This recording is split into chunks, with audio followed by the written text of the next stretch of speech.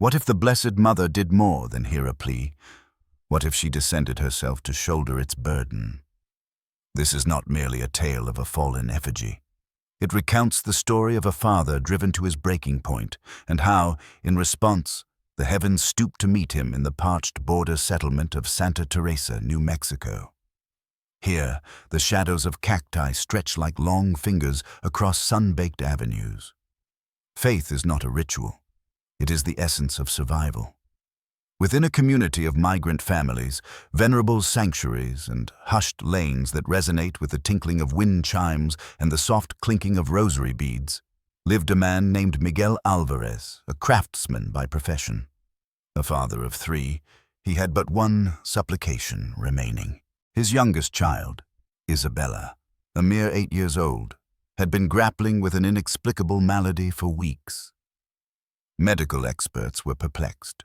Her vital signs fluctuated between precarious stability and critical distress, akin to a candle's flame buffeted by the breeze. Each dawn brought renewed uncertainty, and every twilight a deeper stratum of helplessness. Despite the rough texture of his hands, weathered by years of diligent labor, Miguel found himself clasping them together with increasing frequency, not pleading for a miraculous intervention, but for the fortitude to accept the absence of one. It was the 15th of August, Assumption Day, the most significant observance of the year for the local Catholic congregation, St. Joseph's. The entire township had been engaged in preparations for weeks. Streets were adorned with azure and alabaster banners, homemade shrines graced the porches, and blossoms were strewn about like whispered prayers. The likeness of the Virgin Mary, intricately hand-painted and standing nearly 7 feet tall, had been elevated onto the procession platform, poised to be carried through the town, as was the annual custom. Yet, this year, Miguel was absent from the festive gathering. He was present to honor a solemn vow. 40 days prior, within the sterile confines of a hospital chapel, permeated with the scent of disinfectant and beeswax, Miguel had knelt before a small wooden statuette of the Virgin, his knees quivering, his voice fractured. "If you touch her, Mother," he had breathed, "I shall walk barefoot. I will ask for nothing more. Only grant me the strength to endure this sorrow, should you decide to take her, but bestow upon me the resilience to continue my journey." And now, as the sun began its ascent over the low-lying desert hills, Miguel rose before the first light of dawn, silently departing his dwelling, and stepped onto the stony pathway, unshod. His wife still slumbered, cradling a photograph of Isabella. The house was hushed, but within Miguel, a tempest raged. He joined the throng, his presence marked by quietude. Hundreds of townsfolk, some attired in their Sunday finery, others in dust-stained work shirts, children costumed as celestial beings, and elderly women clutching rosaries with gnarled fingers. The atmosphere was dense with the aroma of incense and the palpable heat. Miguel, however, proceeded slowly, his bare feet traversing the sun-scorched pavement, his lips murmuring each Hail Mary. He shed no tears, uttered no words. He simply walked. Each step was an act of abdication, a silent entreaty etched into the very stone. His wife was unaware of the pledge he had made. Indeed, no one was. To them, Miguel was merely another subdued figure within the assembly. Yet the heavens observe that which the earth overlooks. And on that day they watched with keen attention, for something was imminent, something beyond human comprehension, something that would transform a silent plea into a resounding answer. The procession commenced precisely as the morning's initial rays cascaded across the desert panorama, bathing the settlement of Santa Teresa in shades of gold and faded rose. Church bells chimed across the adobe dwellings, summoning not only the devout, but also the afflicted, the wounded, and those who still clung to an unseen hope. From the weathered steps of St. Joseph's Church, the revered likeness of the Virgin Mary was hoisted aloft. 4 robust men from the parish, their shoulders steady beneath the wooden platform, bore the weight. Mary stood in her celestial blue raiment, her hands extended in a gesture of gentle invitation, her gaze cast slightly downward, as if already perceiving the burdens each heart carried that day. Miguel Alvarez walked near the procession's rear, barefoot and largely unnoticed. Every stone and fragment of gravel pressed into his soles, yet he remained unyielding. His suffering was an offering, his silence a devotion. Around him the town moved as one. Mothers recited their novenas in hushed tones, children tossed floral petals into the air, and elderly men nodded with solemnity beneath broad-brimmed hats.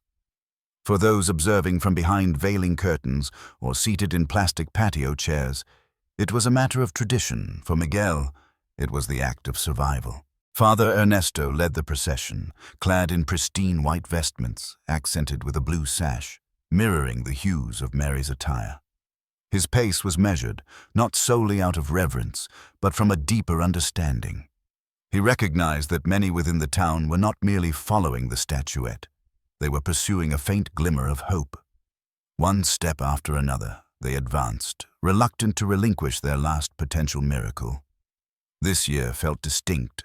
The atmosphere was heavier, the interludes between hymns more prolonged, yet the sense of shared purpose was palpable. It was as if every rosary bead held within countless hands formed a bond, uniting the community with an unseen strength. In front of their homes, individuals pressed their palms together. Some reached through wrought iron fences to brush against the hem of the Virgin's gown as she passed. Others wept silently, recalling those they had lost or those for whom they still prayed. For a small town often overlooked by the wider world, on this day, their collective stride conveyed a sense of significance. A brass ensemble played a subdued melody behind the sacred image, a melancholic rendering of a Marian hymn drifting towards the cerulean morning sky. Yet, even the instruments seemed aware that their purpose transcended mere musicality. They were filling the void between apprehension and conviction. Miguel passed the bakery on 3rd Street, the very establishment where he had once treated Isabella to sweet bread after Sunday Mass. The doors were now closed. Senora Ruiz, the proprietor, had lost her son to cancer 2 years prior. Nevertheless, she stood at the curb, clutching her rosary, her eyes closed in silent accord with whatever Providence might decree. Further along the thoroughfare, at the intersection of Main and Loreto, a cohort of adolescents, typically disengaged from religious services, stood barefooted, their arms crossed not in defiance but in quiet reverence. One among them had lost a brother to gang-related violence. Another's mother was contending with addiction. Not a word was spoken amongst them. There was no need. The procession meandered unhurriedly through the very heart of Santa Teresa, interweaving devotion into every narrow alley and side street. Each dwelling, each front stoop, became an integral part of this sacred geography. The Virgin, borne by trembling arms, glided past, yet it was the town itself that shouldered the weight of unspoken prayers. At some point along the route, a woman collapsed onto the pavement, burying her face in her hands, her sobs echoing. No one moved to assist her. No one hastened her. Instead, Father Ernesto halted the entire procession. The statuette ceased its movement, and the multitude, numbering in the hundreds, waited in profound stillness, for here no one endures their trials in isolation. A young boy offered her a bottle of water. An elderly man removed his hat, inclining his head in respect. Miguel, still unshod, still silent, glanced back. He did not know the woman's name, but he recognized her anguish. His feet, now bleeding from the rough streets, remained planted. Each step he took pressed something deeper into the earth, not merely desperation, but profound devotion. This was no longer a test of endurance, but an act of complete surrender. Though Miguel had spoken to no one that morning, though he walked among hundreds as an unseen entity, he was not truly alone.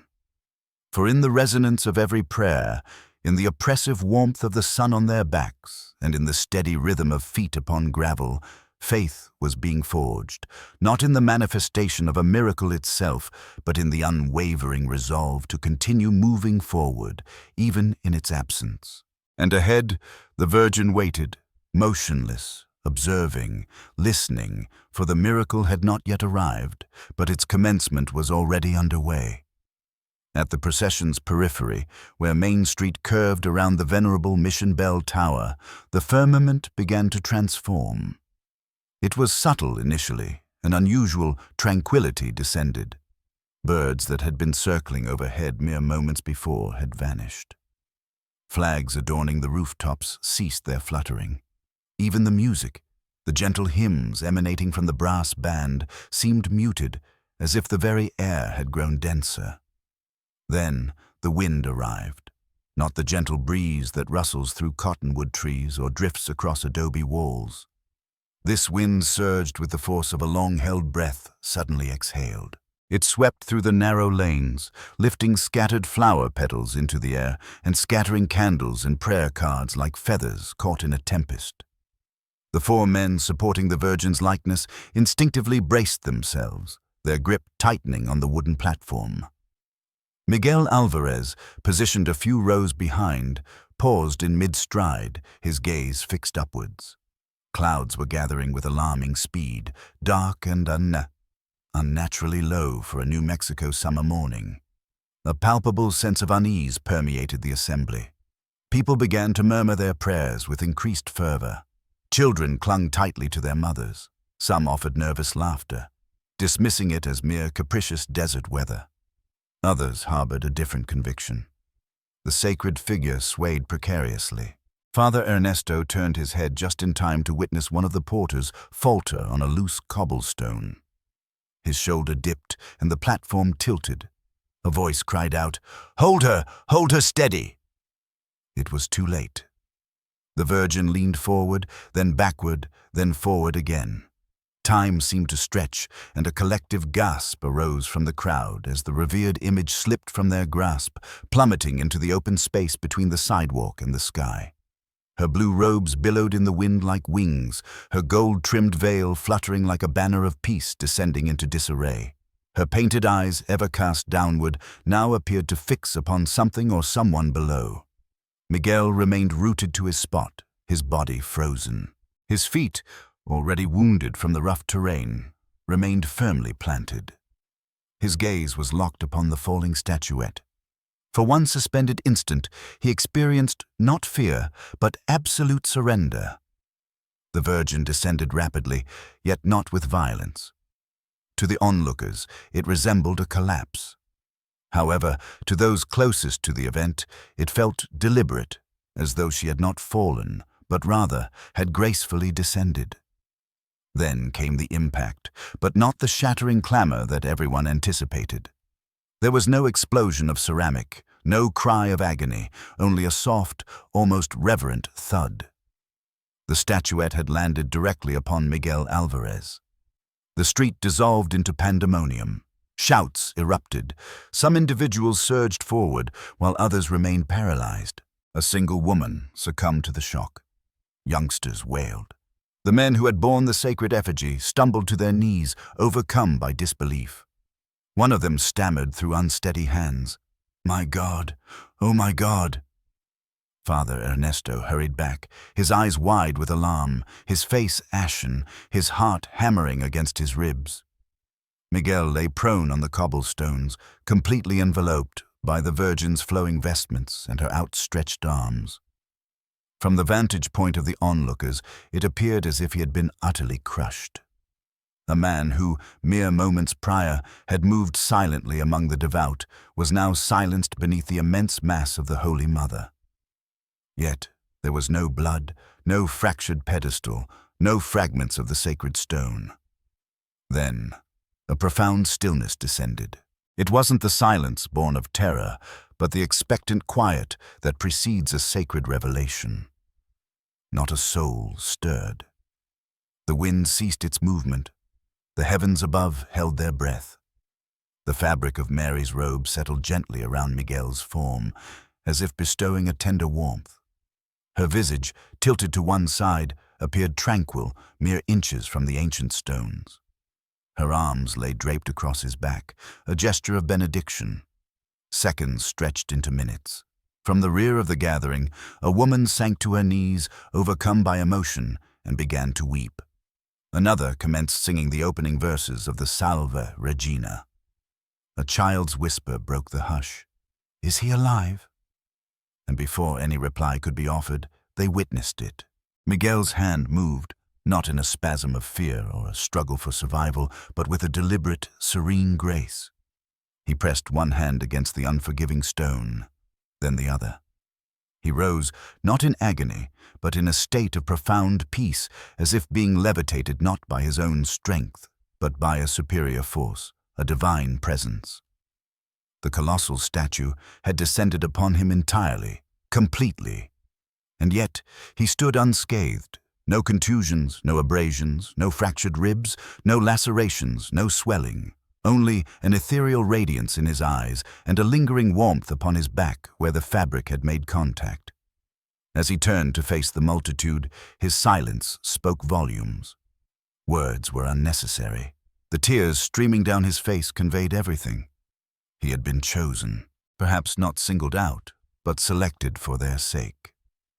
For an immeasurable moment, time itself seemed to warp and fold. Miguel Alvarez remained kneeling on the scorched paving stones of Santa Teresa, his head bowed towards the earth.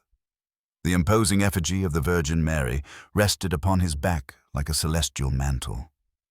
Around him, the throng stood frozen, too awestruck to utter a sound, too astonished to move. The monument, weighing many hundreds of pounds, had just toppled onto a man. Yet there was no cry, no trace of blood, no indication of injury. Someone in the crowd murmured, "Is he alive?" The query came from a child's voice, and it shattered the prevailing stupor. A few brave individuals surged forward. Among them was Rosa Delgado, a retired nurse who had dedicated decades to volunteering at the local infirmary.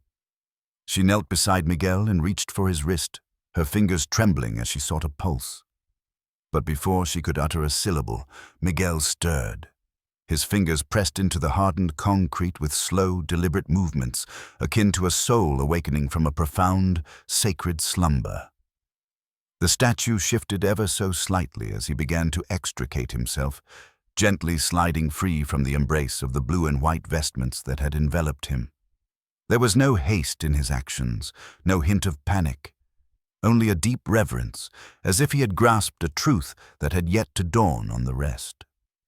The Virgin's countenance, serene and unmarked, rested mere inches from the ground.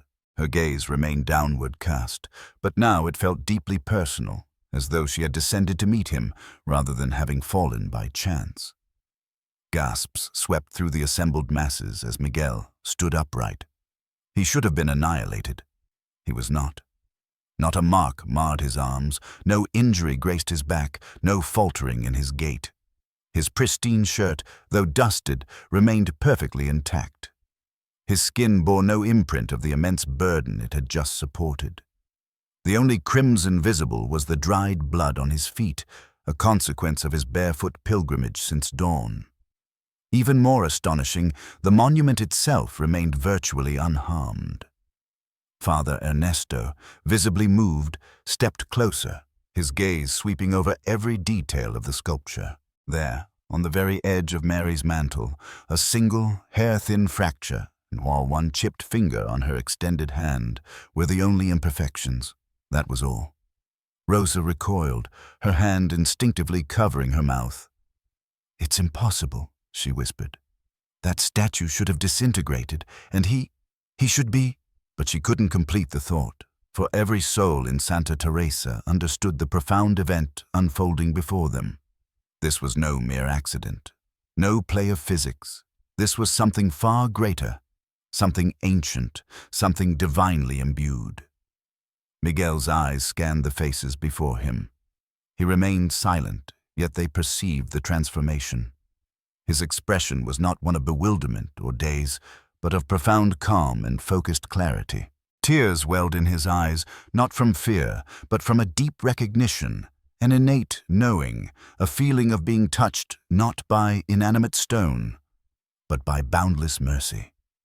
Then the atmosphere shifted once more. A gentle breeze, warm and fragrant, carried not the scent of dust or sweat, but of roses. Fresh blossoms, blooming where no seeds had been sown. A collective gasp rippled through the crowd as people looked about, disoriented. "Do you smell that?" someone whispered. "Roses, but from where?" No one could offer an explanation. Some prostrated themselves, others made the sign of the cross, and an elderly gentleman removed his hat, clutching it to his chest, and voiced the sentiment shared by the entire town. She did not fall. She descended. The statue was not immediately raised. It remained gently settled upon the very spot where Miguel Alvarez had stood, as if consecrating the ground beneath it. No one dared to touch it, not the young altar assistants, not the men who had once carried it, not even Father Ernesto. The hesitation was not born of fear, but of overwhelming reverence. All around, the crowd maintained a reverent silence. Some stood utterly still, while others knelt. Elderly women clutched their rosaries with such intensity that the beads left impressions on their palms. Children whispered inquiries to their mothers. A teenager, typically engrossed in his mobile device, put it aside and gazed at the Virgin's face with wide, astonished eyes. The wind had subsided, but an intangible aura persisted in the air, a palpable warmth, a resonant hum, a divine presence. It wasn't merely that the statue had landed without incident. It was the manner of its descent and the profound imprint it had left behind. Then came the fragrance. Initially, only a select few detected it. A delicate, subtle perfume wafted through the arid New Mexico air. It was not the scent of dust, nor of incense, nor of desert sage, but of roses, sweet, fresh, and impossibly real. From where did it emanate? There were no blossoms in sight, none in decorative arrangements, none adorning the streets, yet the aroma intensified, growing more vibrant, more alive. Maria Elena, a widow known for her unwavering attendance at Mass, reached out to touch the statue's robe. She gasped and withdrew her hand, not from any sensation of pain, but from an unexpected warmth. "It's warm," she whispered. "It's alive." Others followed suit. One by one they approached. A mother of 3 placed her hand upon the Virgin's chest and stepped back, tears streaming down her face. A gentleman in his 70s knelt, pressed his forehead against the hem of her garment, and wept silently. The stone sculpture now conveyed a sensation of flesh warmed by an intense love. Miguel stood apart, barefoot and silent. His body remained unharmed, his spirit visibly affected, not by terror, but by a profound recognition. He had no need to articulate what had transpired. He made no attempt to do so, but anyone who met his gaze could feel it. Something, or perhaps someone, had passed through him. Father Ernesto finally approached. His voice, when it emerged, was tremulous yet firm. "We will not lift her," he declared. "She descended for a reason. Let her remain where she chose to fall." No one contested his words. Instead, the congregation began to gather around. They brought candles from their homes, folding chairs, blankets, and flowers, though no one had requested these items. A woman removed her shawl and placed it beneath Mary's feet. 2 young boys laid their baseball caps upon the stone. These were not mere decorations, they were acts of profound devotion. They remained throughout the day and into the night. News spread like wildfire. Individuals from neighboring streets, from adjacent towns, and even distant relatives called with voices filled with awe, exclaiming, "You must come! Something extraordinary is happening." By the time dusk settled, the statue was encircled by the soft glow of flickering candles, and people offered prayers in every tongue spoken in Santa Teresa, English, Spanish, and Navajo. Some sang devotional hymns, others wept in silent contemplation, and many simply sat near her, as if providing quiet company. A man who had not set foot in a place of worship for 2 decades sat cross-legged before the statue for hours, uttering no words. A couple, estranged for a period, held hands once more, their silence a testament to their renewed reconciliation. One young woman, notorious for her absence from religious services, removed her earbuds and began to lead a rendition of the Hail Mary with a voice imbued with emotion. She was no longer merely a statue, she was a tangible presence. As midnight approached, the air grew cooler, yet the warmth surrounding the monument persisted. People knelt, whispering their confessions, their anxieties, their heartfelt gratitude. Someone placed a photograph of a missing child at the base. Another carefully slipped a wedding ring onto the stone pedestal. The offerings were not grand, but they were imbued with sincerity. They were not praying to mere plaster, they were communing with a presence that had drawn near enough to be felt. A small child, approximately 5 years of age, navigated through the crowd, a blue scarf draped over her shoulders. Her name and origin remained unknown. She made her way to Miguel, who still stood barefoot and silent. She presented him with a folded piece of fabric. He opened it with deliberate slowness. It revealed a small, intricately embroidered cross, and it felt warm, as if it had rested against a beating heart. "Thank you for carrying her," she said softly. Miguel offered no verbal reply, merely nodded, tears tracing paths down his cheeks. And all around him, others began to weep as well, because deep within their hearts, they all understood. Mary had not simply visited Santa Teresa. She had arrived. It was just past 2 in the morning when a phone began to ring. Miguel's old, unpretentious mobile device vibrated against the pocket of his jeans, concealed beneath a blanket someone had draped over his shoulders. He had been seated beside the statue for hours, unmoving, surrounded by hundreds who refused to depart. Some continued their prayers, while others had drifted into slumber on the sidewalks and in folding chairs. But the instant that distinctive ringtone sliced through the nocturnal quiet, time itself seemed to halt once more. Miguel stared at the illuminated screen. Elena, hospital. For a fleeting second, he hesitated. What recourse does one have when all has already been relinquished, when the burden of hope feels more formidable than the weight of despair? His hands trembled as he answered the call. On the other side, his wife's voice trembled, not from sadness, but with a breathless, half-formed sound, like wonder mixed with pure joy. "Miguel," she whispered, barely in control. "She's awake." A hush fell. Miguel didn't reply. It wasn't that he didn't comprehend. His heart was beating faster than his thoughts. She opened her eyes. Miguel, all by herself. No equipment, no medical professionals, no warning whatsoever. She just opened them. Around him, onlookers noticed his stillness, his hand pressed to his mouth, his eyes wide and glistening. Then the crowd grew quiet once more.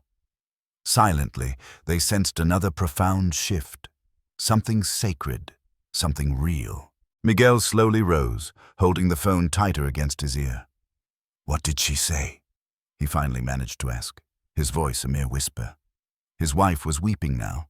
She recounted that a lady dressed in blue had been with her. She conveyed that the lady had said, "Your father doesn't need to weep anymore. You're going to be all right now." Miguel sank to his knees. He didn't collapse in agony, but dropped in deep reverence. The gravel beneath him was insignificant.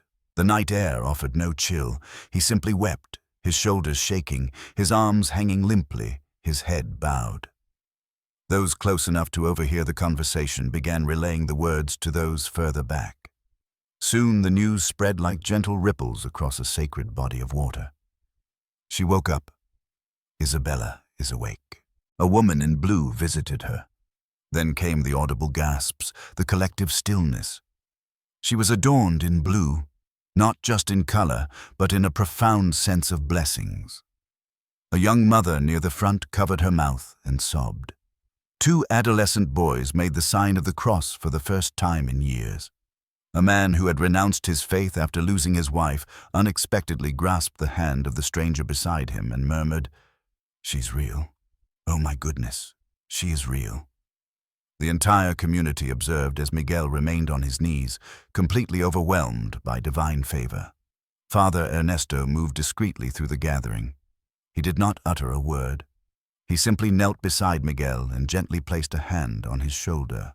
No lengthy sermon was required, no choir's melody, no further celestial signs. Because the profound occurrence wasn't merely that a child had stirred in a sterile hospital bed 10 miles away.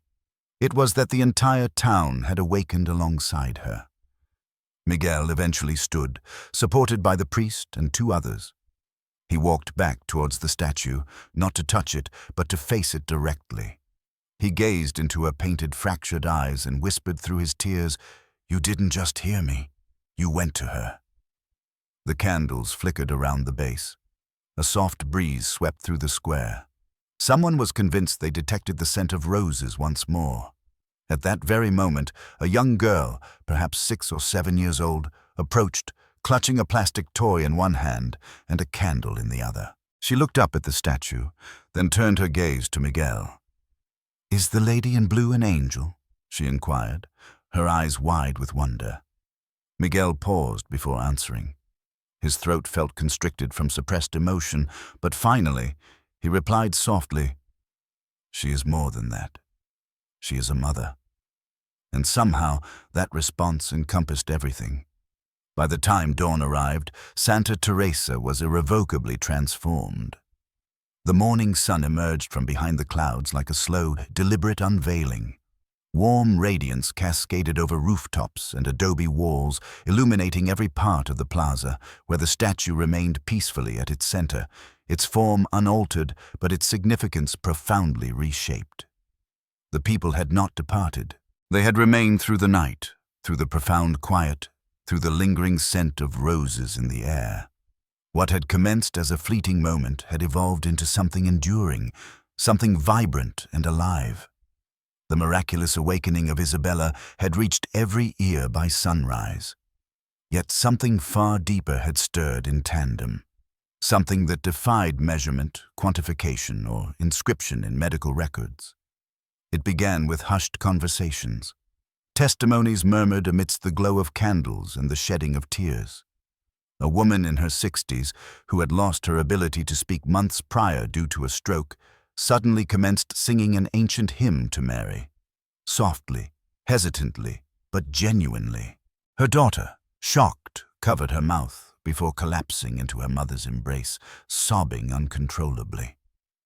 A veteran, who had not entered a church since the war, walked barefoot across the plaza, removed his cap, and knelt beside the statue. "I believed she had forgotten people like me," he muttered. But she hadn't. A teenage boy with bandages wrapped around both wrists stood motionless for over an hour, his gaze fixed upon Mary's painted eyes. Then, without a word, he withdrew a letter from his pocket, the one intended as a final farewell, and placed it at her feet as a gesture of surrender. Individuals approached one by one, not merely to offer prayers, but to be acknowledged. The confessions that followed were unconventional. They were whispered in fragmented phrases. "I lost my way.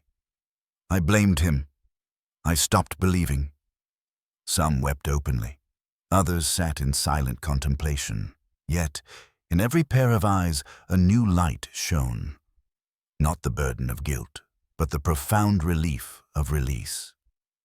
As the plaza filled with a chorus of voices and a palpable sense of healing, the unseen wounds, sorrow, regret, isolation, abandonment, began to dissipate. Miguel remained a quiet observer throughout the unfolding events. He sought no personal recognition, nor did he recount his story again. He simply watched from the periphery of the crowd as something extraordinary transpired, not around him, but within the lives of the people he had known his entire existence. The town baker, who hadn't managed a smile since her son's funeral, distributed pastries to strangers. The sheriff embraced a man he had previously apprehended, and a young couple, estranged for weeks, whispered prayers together, their fingers intertwined around the same rosary. There were no grand fanfares, no booming celestial pronouncements, only candles, joined hands, and heartfelt emotions, coupled with a shared sensation that a divine presence was walking among them. By midday, a boy no older than 10 approached the statue, holding a framed photograph of his grandmother. He kissed the glass, gently placed it at the base of Mary's feet, and whispered, "Please tell her I miss her." Others followed suit, not to solicit miracles, but to express their gratitude, for somehow they understood. This remarkable event was not solely about one girl awakening in a hospital bed. It was about an entire community rediscovering its capacity to breathe. The question arose discreetly at first, softly voiced among the senior members of the church, and whispered in the secluded corners of the plaza. Should we lift her back up? The statue of the Virgin Mary had rested at the heart of Santa Teresa for nearly 2 full days. It was not positioned on its usual pedestal, nor within its ornate niche inside the church, but rather on the ground where it had fallen, or more accurately, descended, surrounded by a profusion of flowers, lit candles, and heartfelt offerings. It appeared less like a solemn monument and more akin to a maternal figure, finding repose with her children. Her fractured hands remained gently extended. Her robes, stained with dust and chipped along the edges, seemed to sway with the passing breeze as if they were fabric rather than painted plaster. And throughout the intense heat of the day and the biting chill of the night, she remained warm to the touch. Father Ernesto stood near the perimeter of the assembled throng, his hands clasped, his eyes closed. When the question reached him, should they reinstate her in her designated place? He opened his eyes and slowly shook his head before any words could be uttered. "She chose the ground," he said quietly. "Let her remain there." The message permeated the gathering as gently as the miracle itself had begun. The people comprehended without the need for elaborate explanations. Mary had not descended by mere chance. She had drawn near. She had humbled herself to walk amongst them, to share in their sorrow, to touch their pain, to cradle their prayers, and now no one wished for her to be elevated once more. Not even by a few inches, not even onto a polished marble platform. Consequently, they constructed something novel. Not a gilded stand, nor a shrine of gleaming stone, but a simple wooden altar, meticulously crafted by the skilled hands of local artisans, adorned with small, intricately carved hearts and prayers etched in silent devotion. Miguel assisted in smoothing the edges. Teenagers contributed by painting it. Mothers wove garlands of fresh blossoms to adorn its top. It was not flawlessly executed, but it radiated a sense of vibrant life. At the heart of the altar, they carved a symbolic image, a man kneeling, embraced by a woman robed in blue. No names, no titles, merely the depiction of an embrace. When the moment arrived to reposition the statue, no one employed gloves or ceremonial vestments. Only bare hands and a reverent hush were utilized. She was lifted with meticulous care, not to be separated from the people, but to be placed amongst them upon the newly created altar, still at their eye level, still within their reach, still accessible. A little girl approached as they concluded the task. She reached up, kissed the hem of Mary's robe, and declared, "She is not just ours. She belongs to everyone now." No one voiced any disagreement. That afternoon, Father Ernesto stood before the assembled townspeople, dust smudged on his sleeves and tears welling in his eyes. "We often perceive holiness as something meant to be placed on high," he stated, "but sometimes heaven chooses to kneel." Behind him, the Virgin remained. Her robe still bore its tear, her hands retained their cracks, her face maintained its serene expression. No one suggested repairing the damage. No one dared to, for it was within those very imperfections that her presence felt most profoundly authentic, because those flaws mirrored their own. By the close of the week, Santa Teresa was no longer merely a designation on a map. It had transformed into a sanctuary, not sanctioned by ecclesiastical authorities or documented in official registries, but marked by the heartfelt experiences of ordinary individuals who had borne witness to something truly extraordinary.